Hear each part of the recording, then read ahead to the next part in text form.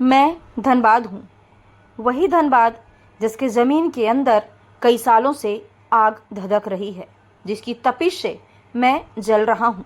हाँ, मैं धनबाद हूँ।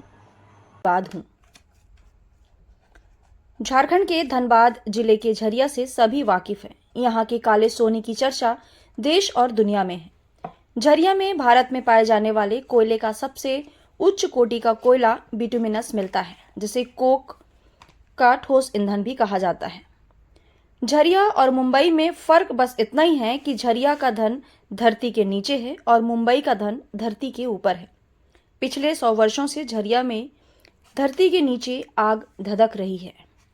पहली बार 1916 में आग की बात जब सामने आई थी, धरती के नीचे की आग बुझाने के काफी प्रयास भी किए, पर नतीजा बेअसर रहा। ऐसा इसलिए भी है कि शुरुआती दौर में इस आग को बुझाने के प्रति गंभीरता नहीं दिखाई गई, जिस नतीजन सारे प्रयास विफल होते गए। बात करें धनबाद जिले के झरिया की, तो यहाँ पर विस्थापन एक बड़ा मुद्दा है। झरिया की आग पर बसे लोगों के लिए विस्थापन भी एक बड़ा मुद्दा बनता जा रहा है और इसी आग ने धनबाद की राजनीति को भी खूब तुल दिया। विस्थापितों को लेकर सबने अपनी अपनी राजनीतिक रोटियां भी सेकी, पर विस्थापितों को ना ही न्याय मिल पाया और ना ही उनका विस्थापन हो पाया। हाँ, मैं धनबाद हूँ। जोहार आप सभी को। जैसा कि पता है कि मैं अभी हूँ झारखंड में, और झारखंड में कई ऐसे मुद्दे हैं, कई ऐसे मामले हैं जिसे लेकर के झारखंड हमेशा सुर्खियों में बना रहता है। और सबसे बड़ी बात है झारखंड में काला हीरा का पाया जाना। जी हाँ, मैं बात कर रही हूँ ब्लैक डायमंड की, जिसकी वजह से झारखंड जो है वो काफी प्रचलित है और कहा जाता है कि भारत देश में सबसे ज्यादा वन संपदा वाला जो राज्य जो कहलाता है झारखंड कहलाता है। लेकिन इस संपदा के पीछे लोगों की सिसकियां यहाँ छिपी हुई हैं, लोगों की आह यहाँ पर छिपी हुई है, और के साथ ही साथ कई लोगों का दर्द भी यहाँ पर छिपा हुआ है। वो दर्द क्या है हम आपको बताएंगे, लेकिन इससे पहले आप देख सकते हैं मेरे पीछे जो है, अभी हम इस वक्त जो मैं यहाँ पर खड़ी हूँ वो निरसा एक क्षेत्र है, कोयला खदान है, जहां पर आप ये बड़े बड़े जो पहाड़ दिखाई दे रहे हैं वो आपके कोयले का जो ये खदान है वो यहाँ पर आपको दिखाई दे रहा है। और इसके साथ ही साथ आप जहां तक आप नजर करेंगे आपको झारखंड का काला हीरा नजर आएगा। और झारखंड जो है प्राकृतिक संपदाओं से भरा हुआ है, लेकिन इसके पीछे ये भी कहा जाता है कि यहाँ पर कई ऐसे लोगों की जिंदगियां हैं जो इसी कोयले के अंदर दफन हो जाती हैं और खत्म हो जाती हैं, और उन तक कोई पहुंच नहीं पाता है। क्या कुछ है इसके पीछे पूरी कहानी, हमारे साथ यहाँ के स्थानीय और मेरे सहयोगी शरद पांडे जी मेरे साथ में हैं। शरद पांडे से हम सीधा जानेंगे कि आखिर इसके पीछे का क्या कारण है, कैसे लोग यहाँ से गायब हो जाते हैं, कैसा। शरद जी, सबसे पहले तो जोहार आपको। शरद जी, जैसे कि हम कहते हैं कि ये प्राकृतिक संपदाओं से झारखंड भरा हुआ है, लेकिन अगर कोयले की खान की बात करें तो कहीं ना कहीं कई लोगों के राज यहाँ दफन है, कई लोगों की सिसकियां यहाँ दफन है, और लोग काफी परेशान है। कारण क्या है? देखिए, सबसे बड़ा कारण इसमें क्या होता है कि जब यहाँ माइनिंग शुरू हुई और माइनिंग के बाद अवैध खनन का भी कारोबार शुरू हुआ, और मैं ये कहने में कोई संकोच नहीं है कि बहुत बड़ा एक वर्ग है जो कि यहाँ के अवैध खनन पर उनका जीवन यापन चलता है। तो अवैध खनन के चलते यहाँ पर क्या होता है कि बहुत बार चाल धंस जाता है, बहुत बार जो मुहाने हैं खान की वो धंस जाते हैं और लोग अंदर दफन हो जाते हैं। और सबसे बड़ी बात, सबसे आयरनी इस बात की है कि उनके जो परिजन हैं वो बॉडी को क्लेम भी नहीं कर सकते हैं। इस डर से नहीं क्लेम करते हैं कि जिला प्रशासन हो और पुलिस हो उनको फिर अवैध माइनिंग के चक्कर में डाल देंगे, उनको फिर फंसा देंगे। तो ये बहुत बड़ी त्रासदी है और आए दिन धनबाद कोयलांचल के क्षेत्र में ऐसी घटनाएं होते रहती हैं। अच्छा, अभी यहाँ पर जैसे हमने देखा है, जैसे कि आपने भी हमें कई बार आगाह किया है कि मैडम उधर दूर मत जाइएगा, मिट्टी धसक जाएगी। मिट्टी धसकने के पीछे कारण क्या है? देखिए, ये सब्सिडेंस एरिया है, गोफ बनना इसको स्थानीय भाषा में कहते हैं। सबसे बड़ी चीज है क्या कि जब बीसीसीएल यहाँ पर माइनिंग करती है, भारत कोकिंग कोल लिमिटेड, तो उसमें नियम यह होता है कि जितना हम कोयला निकालेंगे उतना बालू वहां पर हम डालेंगे, ताकि वो जमीन जो है वो पैरेलल बना रहे और उसमें किसी तरह का सब्सिडेंस नहीं हो। लेकिन ऐसा होता नहीं है।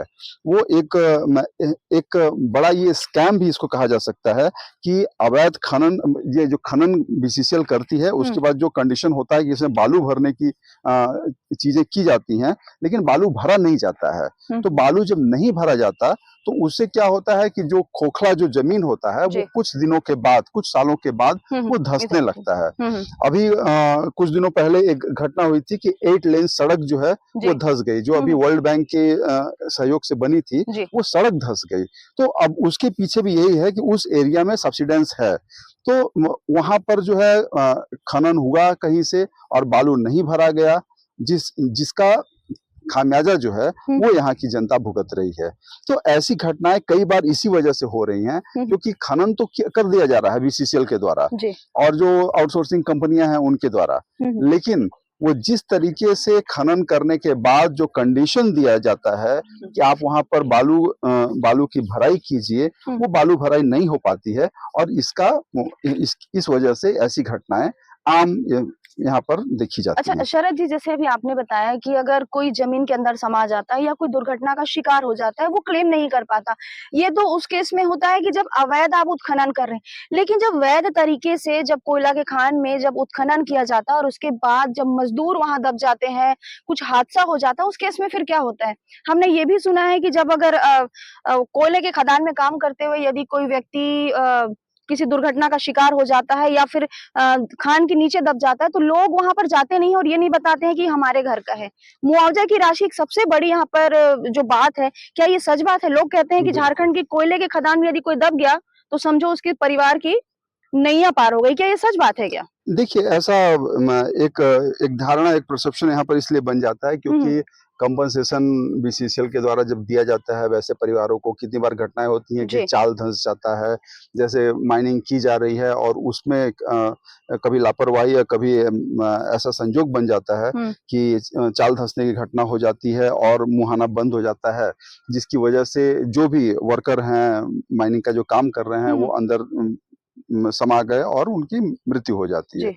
तो इसके बाद क्या होता है कि बीसीसीएल उनके और उनके परिजनों को मुआवजा देती है। हम्म।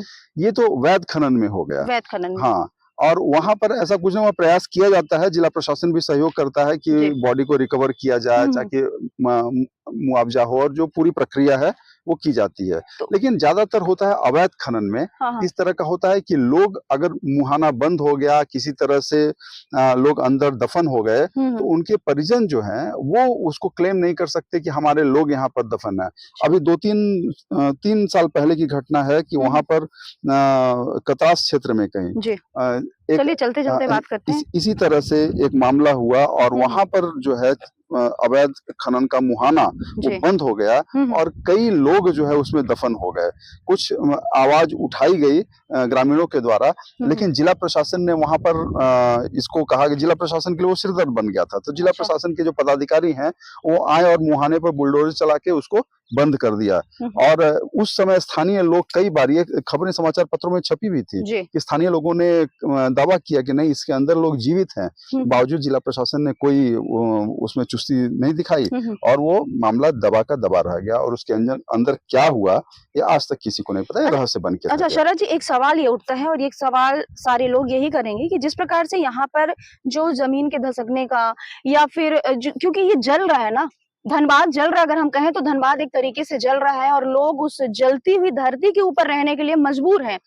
तो ऐसा कुछ रास्ता नहीं निकाला जा सकता कि प्राकृतिक संपदा भी बची रहे, उसका भी जो दोहन है वो हो, लेकिन इसके साथ ही साथ लोगों को भी जो है सुरक्षित रखा जा सकता है। ऐसा कोई उपाय किया जा सकता है क्या? बिल्कुल, मैं बता दूं कि जो यहाँ पर सिम्फर है और तमाम और जो संस्थाएं हैं वो इसके लिए काम कर रही हैं। जी। बहुत बार ट्रेंच कटिंग का काम किया गया, आग जो भूमिगत आग है, अंडरग्राउंड फायर, इसको कन्फाइंड करने के लिए इसको वहीं तक रोक दिया जाए, लेकिन सफल नहीं हो पाए।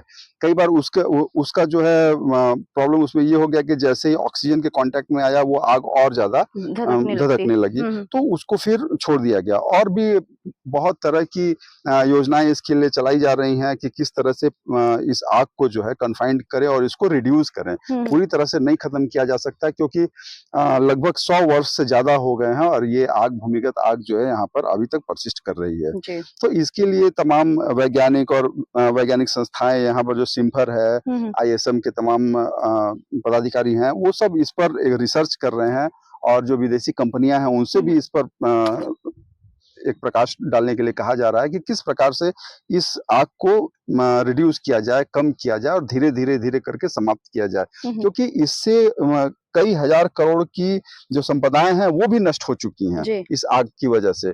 दूसरी बात है कि जो प्रदूषण है और यहाँ के जो स्थानीय लोग हैं तमाम रोगों से ग्रस्त हो जा रहे हैं, ये सबसे बड़ा कारण है कि यहाँ पर जो भूमिगत आग है उससे जो नुकसान हो रहा है लोगों के जीवन को लेकर, जी। उनके स्वास्थ्य को लेकर। तो ऐसी कई चीजें हैं और सरकार इसके लिए प्रयासरत है, लेकिन अभी तक कोई कंक्रीट सफलता जिसको कहते हैं वो अभी तक नहीं मिली है जी। सरकार। शरद जी, आपने बहुत अच्छी जानकारी दी है और हमें लगता है कि आपने कई ऐसे जानकारी जो दी है जो लोगों को पता नहीं थी, वो सिर्फ जो कहते हैं ना कि एक परसेप्शन बन जाता है लोगों का कि ऐसा हुआ था, उन चीजों की आपने जानकारी दी है। और ये भी हम बता दें कि जिस प्रकार की कई गलत धारणाएं भी चल रही हैं उनको भी इन्होंने पूरी तरह से स्पष्ट कर दिया है। और इसके साथ अगर हमें आने वाले समय में यदि यहाँ से जुड़ी कोई जानकारी अपडेट चाहिए होगा तो शरद जी हम आपसे जरूर संपर्क करेंगे और आप हमें और हमारे दर्शकों को झारखंड की धधकते हुए धनबाद की आप सच्चाई जरूर बताएंगे। आपने समय दिया, इसके लिए आपका बहुत बहुत धन्यवाद। जोहार। तो दोस्तों, जैसा कि आपने देखा है कि कैसे धनबाद, जलता हुआ धनबाद, धधकता हुआ धनबाद जो है, कैसे उसे काबू में लाया जा सकता है, कैसे यहाँ के लोगों को विस्थापित करके कैसे लोगों के जीवन को सुरक्षित रखा जा सकता है, तमाम चीजों पर चर्चा की जा रही है। शासन और प्रशासन भी इस पर काम कर रही है, लेकिन कहीं ना कहीं शासन और प्रशासन को इसमें दुरुस्ती दिखाने की और चुस्ती दिखाने की जरूरत है, ताकि आने वाले समय में प्रकृति का भी संरक्षण हो सके और इसके साथ ही साथ प्रकृति का दोहन करने वाले मनुष्य का भी संरक्षण किया जा सके। इस पर सरकार को काम करना चाहिए और कई संस्थाएं जो हैं इस पर काम कर रही हैं। फिलहाल मैंने अभी आपको ये अपडेट दिया, आगे जो भी अपडेट मिलेंगे आपके साथ मैं जरूर साझा करूंगी। जोहार, जय जोहार, जय छत्तीसगढ़।